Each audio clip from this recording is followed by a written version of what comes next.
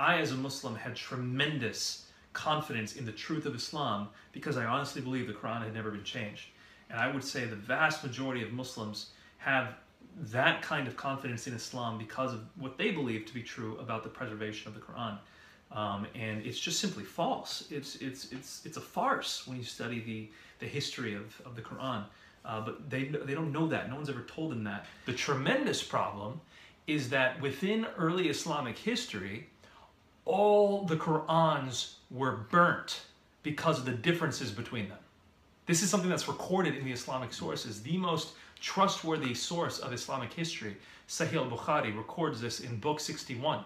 It actually records the fact that all the early Quran manuscripts were burnt because there were differences among them. And then that there was a standard one that was issued. This was something that happened within 20 years of Muhammad's death. No professor that I've ever studied under, no scholar that I've ever talked to has denied that event.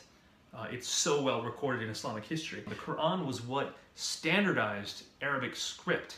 And so Arabic had to learn to adapt in order to capture the complexities of verbal speech, written Arabic did, in standardized writing.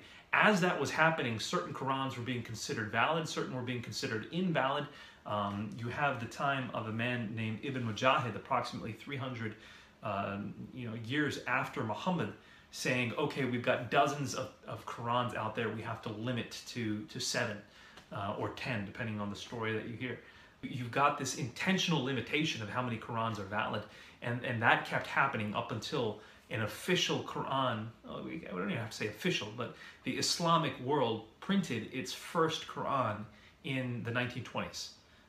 When that happened, because it was the first one printed, all the rest of the Qurans that were out there lost favor.